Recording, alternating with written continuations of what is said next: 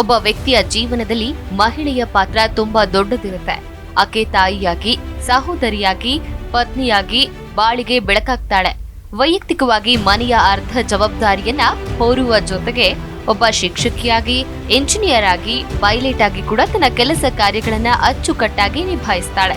ಸಮಾಜದ ಕಟ್ಟುಪಾಡುಗಳ ಹೊರತಾಗಿಯೂ ಕೂಡ ಈಗಿನ ಆಧುನಿಕ ದಿನಗಳಲ್ಲಿ ಆಕೆ ಸಾಧನೆಯ ಶಿಖರವನ್ನ ಮುಟ್ಟುತ್ತಿದ್ದಾಳೆ.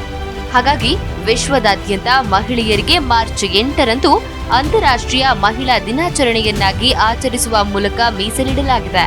ಸಮಾನತೆಯ ಜೊತೆಗೆ ಒಗ್ಗಟ್ಟಿನಲ್ಲಿ ಸಹ ಮಹಿಳೆಯರು ಸದಾ ಮುಂದಿರುವುದು ದೇಶದ ಆರ್ಥಿಕ ಅಭಿವೃದ್ಧಿಗೆ ಸಾಕಷ್ಟು ಅನುಕೂಲವಾಗಿದೆ.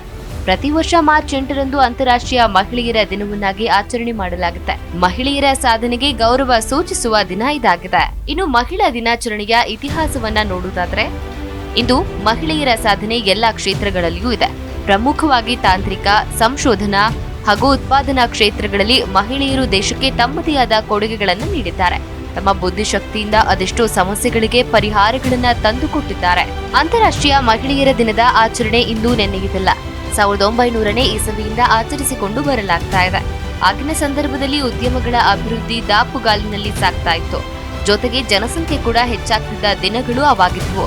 ಮಹಿಳೆಯರ ದಿನದ ಪ್ರಾಮುಖ್ಯತೆಗೆ ಸಂಬಂಧಪಟ್ಟಂತೆ ಈ ಹಿಂದಿನ ಇತಿಹಾಸವನ್ನ ಕೆದಕ್ತಾ ಹೋದ್ರೆ 1908ರ ಸಂದರ್ಭದಲ್ಲಿ ಮಹಿಳೆಯರಿಗೆ ಆಗ್ತಿದ್ದ ದೌರ್ಜನ್ಯಗಳು ಮತ್ತು ಅಸಮಾನತೆಯ ವಿರುದ್ಧ ಚರ್ಚೆಗಳು ಶುರುವಾದವು. ಬರೋಬ್ಬರಿ 15,000 ಮಹಿಳೆಯರು ಅಂದು ನ್ಯೂಯಾರ್ಕ್ ಸಿಟಿ ಪ್ರವೇಶಿಸಿ ತಮ್ಮ ಕೆಲಸದ ಅವಧಿಗಳನ್ನ ಕಡಿತಗೊಳಿಸಬೇಕು ಮತ್ತು ಸಂಬಳವನ್ನ ಹೆಚ್ಚಿಸಬೇಕು, ಜೊತೆಗೆ ನಮಗೆ ವೋಟ್ ಹಾಕುವ ಅಧಿಕಾರ ಬೇಕು ಎಂಬುದಾಗಿ ಹಲವಾರು ಬೇಡಿಕೆಗಳನ್ನ ತಮ್ಮ ಪ್ರತಿಭಟನೆಯ ಮೂಲಕ ಸರ್ಕಾರದ ಮುಂದಿಟ್ರು. ಇದರ ತರುವಾಯ 1909ರ ಇಸವಿಯಲ್ಲಿ ಮೊದಲ ಮಹಿಳೆಯರ ದಿನವನ್ನ ಅಮೆರಿಕಾದಲ್ಲಿ ಆಚರಣೆಗೆ ತರಲಾಯಿತು. ಇದರ ಮುಂದಿನ ವರ್ಷ ಅಂದ್ರೆ 1910ರ ಇಸವಿಯಲ್ಲಿ ಕಾಪನ್ಹಾಗನ್ನಲ್ಲಿ ವೃತ್ತಿಪರ ಮಹಿಳೆಯರ ಅಂತಾರಾಷ್ಟ್ರೀಯ ಕಾನ್ಫರೆನ್ಸ್ ಏರ್ಪಡಿಸಲಾಯಿತು. ಅಲ್ಲಿ ಜರ್ಮನಿಯ ಸೋಷಿಯಲ್ ಡೆಮೊಕ್ರೆಟಿಕ್ ಪಾರ್ಟಿಯ ಮಹಿಳಾ ಕಚೇರಿಯ ಅಧ್ಯಕ್ಷರಾದ ಕ್ಲಾರಾ ಜಟ್ಕಿನ್ ಎನ್ನುವವರು ಅಂತಾರಾಷ್ಟ್ರೀಯ ಮಹಿಳಾ ದಿನಾಚರಣೆಯ ಬಗ್ಗೆ ತಮ್ಮ ಒಲವನ್ನ ವ್ಯಕ್ತಪಡಿಸಿದ್ರು.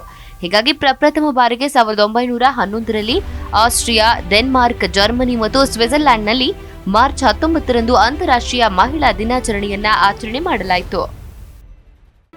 ಜಿ ಕನ್ನಡ ನ್ಯೂಸ್ ಈಗ ನಿಮ್ಮ ಮನೆಯಲ್ಲೇ ನೋಡಿ. ಎಲ್ಲ ಕೇಬಲ್ಗಳಲ್ಲಿ ಈಗ ಲಭ್ಯ.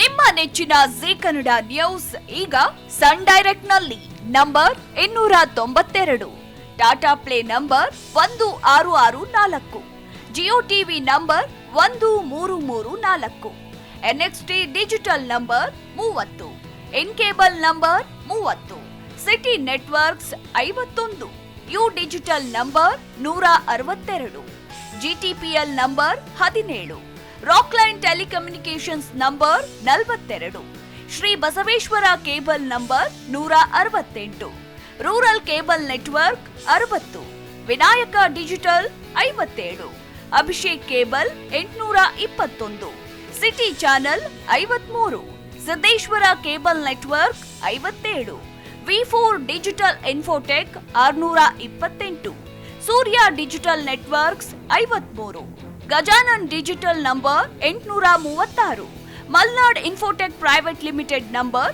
56, Metrocast number 830, victory digital number 167ರಲ್ಲಿ ನೋಡಿ ಆನಂದಿಸಿ.